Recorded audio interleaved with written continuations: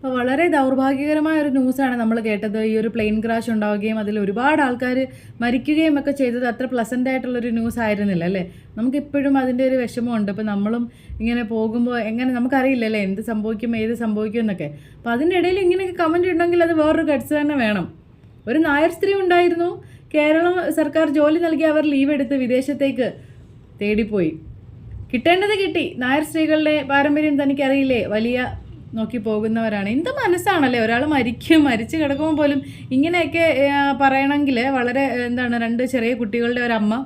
അപ്പോൾ ആ കുട്ടികളെ തനിച്ചാക്കി അവർ വിദേശത്തേക്ക് പറഞ്ഞതാണ്. അപ്പോൾ അവരെ പറ്റിയൊക്കെ ഇങ്ങനെയൊക്കെ പറയണമെങ്കിൽ എന്ത് തരത്തിലൊരു മനസ്സായിരിക്കും അല്ലേ. പിന്നെ ഈ ജാതി എപ്പോഴും എന്താണ് ഈ പൊന്തി വരുന്നതെന്ന് എനിക്ക് മനസ്സിലാവുന്നില്ല.